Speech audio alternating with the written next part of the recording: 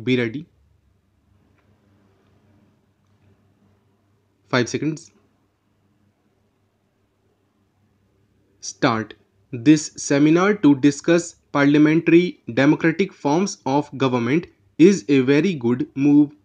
I have looked at the heads of discussion on which papers have been received. They are interesting aspects of parliamentary democracy, but it seems to me that they deal with somewhat superficial aspects of the question. Democracy, as a speaker just now said, is a means to an end. What is the end we aim at?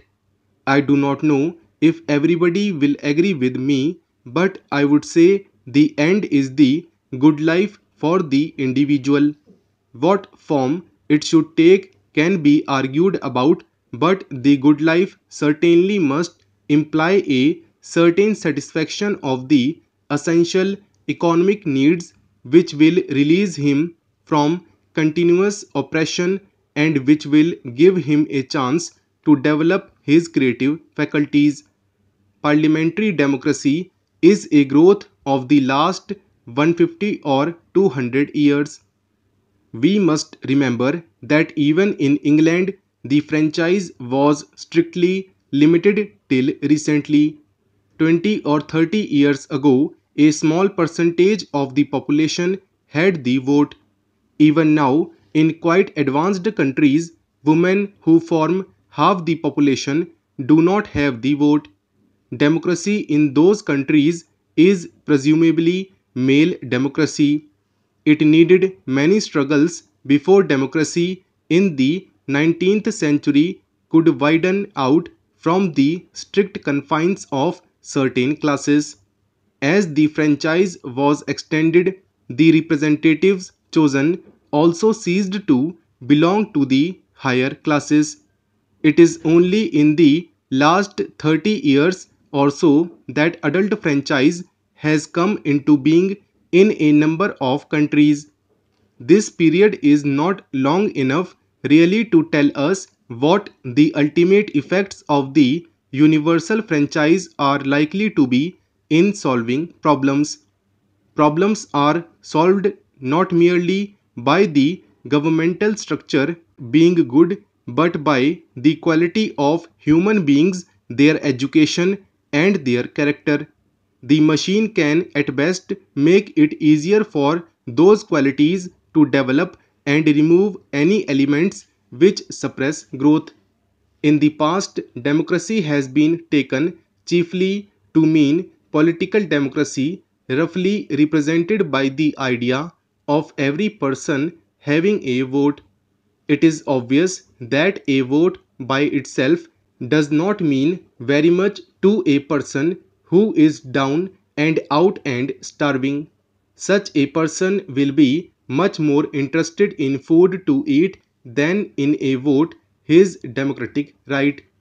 Therefore, political democracy by itself is not enough, except that it may be used to obtain a gradually increasing measure of economic democracy. The good things of life must become available to more and more people, and gross inequalities must be removed. That process has no doubt gone on for some time in countries where there is political democracy. One of the basic revolutions of the world has been the Industrial Revolution, which has changed the texture of human life. But people's minds lag behind events. Sometimes the person who considers himself most revolutionary is very conservative, that is, he holds on to things regardless of the changing conditions. The French Revolution came with a mighty bang, frightened Europe, and created innumerable waves of thought which affected Europe for almost the next 100 years. Again and again, in the rest of Europe, there were waves of revolutions following the ideas of the French Revolution, but they ended up as petty revolutions. Even the French Revolution, when it occurred, was rather out of date in the sense that something bigger was happening behind it, the Industrial Revolution.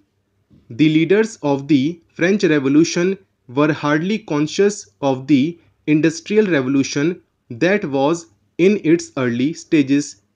They were thinking mainly of political problems. For a considerable time after the French Revolution, while the Industrial Revolution was working its mighty change, the thinking of people was governed by the slogans and ideas of the French Revolution. Something big has happened in the structure of human life with the coming of atomic energy. We may take this as the consummation of the industrial age.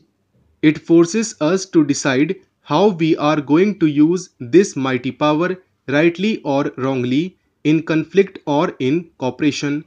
All this should really force us to think on entirely new lines. We have to decide how to face these problems and not continue to think of petty matters. We believe in democracy. Speaking for myself, I believe in it first of all because I think it is the right means to achieve ends and because it is a peaceful method. Secondly, because it removes the pressures which other forms of government may impose on the individual. It transforms the discipline which is imposed by authority largely to self discipline. Self discipline means that even people who do not agree accept solutions because it is better to accept them than to have conflict. It is better to accept them and then change them if necessary by peaceful methods. Therefore, democracy means to me an attempt at the solution of all the economic and socio problems by peaceful methods.